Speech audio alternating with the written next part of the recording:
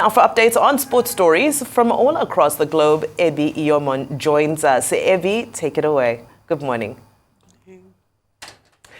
Yes, good morning, Vimbai, Rufai, and Adifemi. Thank you so much for having me. And we'll begin this sports segment with the Euros, obviously, where two matches were played last night. The match that actually stood out was a game between Portugal and Slovenia, where Portugal had to dig deep to get a much-needed win via penalties against Slovenia.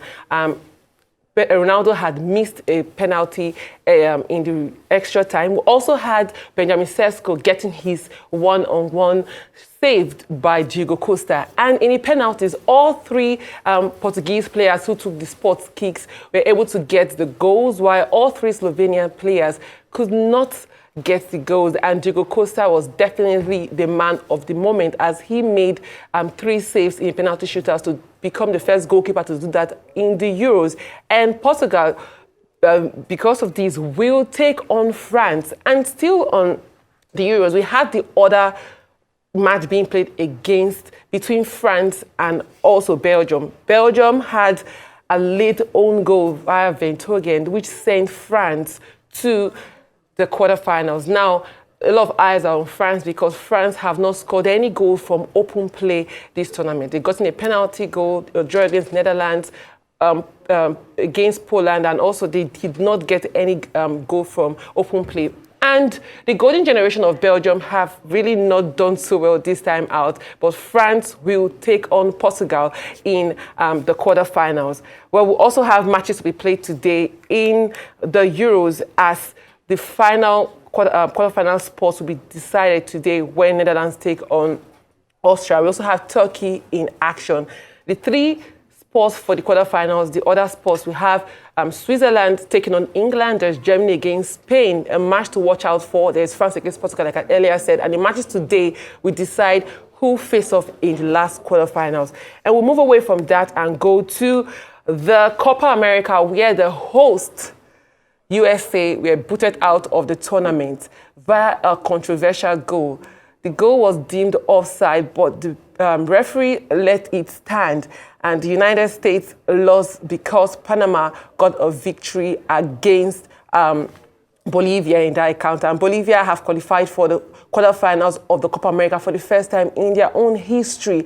And what is important to note is that Mexico and United States, who are 2 of the 3 nations hosting the next World Cup, have been put out of the Copa America. But we'll have Canada into the quarterfinals of this particular tournament. We'll see how it pans out for Canada and the other teams who have qualified for the quarterfinals. And we'll move away from that to the Olympics. Well, there's a little bit of drama here because we had this Super Falcons captain, that's Onome Ebi, come out on Instagram to talk about a particular issue of her being forced into the Super Falcons squad for the Olympics. Let's listen to her. To tell you, say, NFF people, they beg out to put me for list. Let that Randy come and say it live, the way they say so.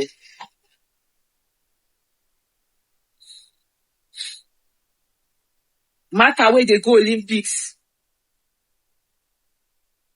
is to honor her. It's to honor her. That Olympics they go, you go see her say, games where she go, they enter and come out. That's how to honor people when they want to leave the national team. But in my country, it's different. They go use insult, frustrate your life. They have been frustrating me even since I was even 30, 36, 37, 38 to lead the national team.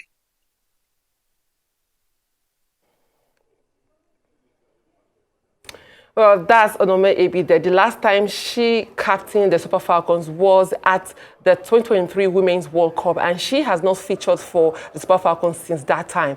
And last week, there were talks that the NFF wants herself and Francisca Odega to be part of the Olympic squad, which brought a lot of ruckus around the football world. But she's coming out to say that she's really not been respected, especially as we had the likes of Mata, who is also 41, retiring after this Olympics. She's wishing or hoping that probably this should be her crowning moment where she retires. She featured in 6 World Cup tournaments. Hopefully, we see if it can happen. But Nigeria also has a lot of talents who are good defensively. We'll see how that pounds out. Still on the Olympics, we have Simone Biles qualifying for the Olympics. And she's done that on a high because we know that she had to take a break from gymnastics after the last Olympics, where she just got a silver and bronze medal, as opposed to her several gold medals she usually bags in every Olympic tournament. This will be her third Olympic tournament, and she will be the oldest woman at 27 since the 1950s to represent the United States in gymnastics. We'll see how that pans out for her if she can redeem herself and finally get her gold medals once again. And finally, we'll go to update from the Wimbledon, which started yesterday. We had Naomi Osaka getting her first win at the Wimbledon since 2019. She went on a break due to mental health issues and her own safety in 2022, and she gave back, and she's returned now to get a victory. And after that important win where she got the first set victory, second set she lost, and the third set she got a win, she said that it's like a dream for her to get a victory. And Coco Gauff was also a winner in her first game. She got an important win as well. We had Emma Raducanu being able to scale to the second round due to the fact that her opponent had to withdraw due to illness. And we had Alcaraz beginning his reign and defense of his title with a win. He has progressed to the second round. And for Sinner, he also got a much-needed victory. He will face Berrettini in the second round. An interesting matchup there for Sinner, who's the reigning Australian Open. And we have a bit of injury concerns as Sabalenka, the world number 3, pulled out due to shoulder injury. She had been trying to manage the injury over time, but at the training on Monday, she said she could not put her shoulder through any form of distress, so she had to pull out. And another man, Andy Murray, who is coming out to say that he's not sure if he can partake in the Wimbledon, but he's giving his all to ensure that probably this will be his final dance in tennis, where he will retire at this Wimbledon. He has a match tonight. We'll see if he can take on that game due to the back injury he's been struggling with for a couple of years now. But that's it from me on all the sports. I mean, kudos even to Andy Murray, because I'm even shocked he's still playing. You remember after that incident he had the last time, he was not supposed to be playing. In fact, a lot of people said that was the end of his career then, but he came back because he's a resilient fighter. So whatever happens tonight, it doesn't stop anything about him, and real kudos to him. And that's why I feel very concerned about the Onomebi's case. Please. I think it's just best, let's honor her properly. If she goes to the Olympic, it's a final curtain call for her. And let's just give her this honor. Let's just give her this honor. And we don't do the same in return. And I'm going to say something today. You know, amidst all the things they say about Mikel Obi and all of that, I will constantly honor Mikel for the 2016, Olympics, where he knew that was going to lead to a lot of problems for him in Chelsea, but he still decided to go. So we might say all the things we want to say about these players, but let's not also forget their days of sacrifice, all right, for this country. So I'm not seeing there's anything wrong in it. If it's a final curtain call for AB and Francisca Ortega, then definitely they should jolly well, be able to go. Indeed, I do think that every athlete deserves its flowers. You know, I don't want to embarrass you guys, but I used to be a student athlete back in the day. Right. So I definitely know that it takes a lot. I was never an Olympian, unfortunately, or perhaps fortunately, but I was never an Olympian. But not to take away from the seriousness of what Onome Ebi is talking about. We are hoping that she does make an appearance because she is a fantastic player. And I do think that sometimes when you do have legends come and join special tournaments like this, in addition to their physical prowess, it does something in terms of morale to boost the team and ensure that they have a successful tournament. So we are cheering on our Super Leaguelettes and making sure that they have a successful tournament. But looking at the Euros, I have been following the Euros. It's definitely a tournament that I look forward to. And one thing I will say from this year's tournament is that it doesn't seem to be one single team being the standout star. I think that it's been a scrap every single match. So to see that we've reached the quarterfinal stages now, and France are yet to score a goal in open play. They definitely were very fortunate to get that own goal from Vertonghen that takes them into the quarterfinals. But I'll be looking at France, definitely England, because I'm backing Bukayo Saka as a Ghana, as a Nigerian, as a Brit. I'm definitely going to be backing Bukayo Saka. See, they're in my ear, they're saying nothing for England. See, I have an anecdote to share about England, but I'm going to save it because I don't want to be responsible. If England make it to the final again, and they win, I won't share it. But if they don't, if England do not make it to the final, I have a story. No, see, don't do that. Don't do that. I have an anecdote to share, and I think you guys will be very, very interesting about this story. But I'm going to keep it because I don't want it to have any impact on England's game. But I am definitely going to be looking forward to this tournament. All right, I'm still on the Euros, and just so much attention on the, somebody who's become the man that everybody loves to hate. Of course, that's Cristiano Ronaldo. I was reading a headline earlier, and they wrote, "The night Cristiano Ronaldo's ego almost sent Portugal crashing out of Euro 2024.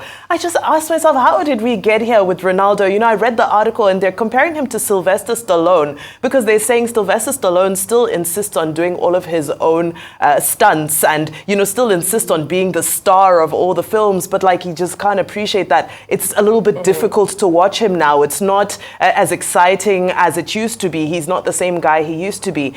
So, I think yesterday was a moment of pure saving grace for Cristiano Ronaldo, because I can't imagine the backlash he would have faced if Portugal had lost that game and bowed out because of his, what they're calling, moment of ego, in taking that, it wasn't a penalty, it was a free kick, wasn't it? I can't, perhaps, you'll be able to remind us, but I can't remember what year it was, but it was a final or some sort it was. Portugal were in a penalty shootout. Our sports analyst hopefully can remind me. I can't remember who it was against. Portugal was in a penalty shootout of some sort. I don't think...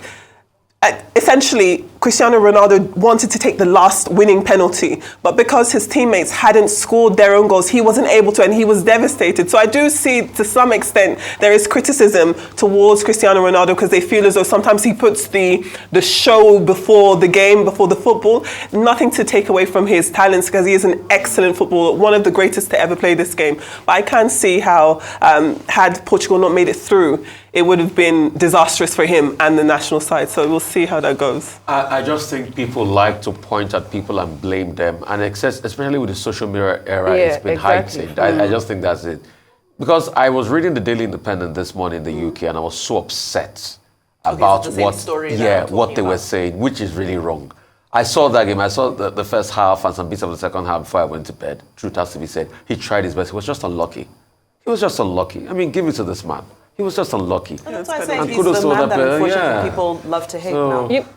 All right. Rufai, when it comes to football, like you rightfully said, some people would want to lay blames. But Ronaldo, you can look at two sides, either from passion or probably his experience, the experience he brings into the team. You could see him crying even during the game when he missed that penalty initially. I think Ronaldo has done a great deal for Portugal. But in some instances, the coach could bring him in as a sub instead of starting him all through the game. It all depends on what the coach sees in him or the tactics. But nobody can take away the greatness Cristiano Ronaldo has and his impact in the Portuguese team.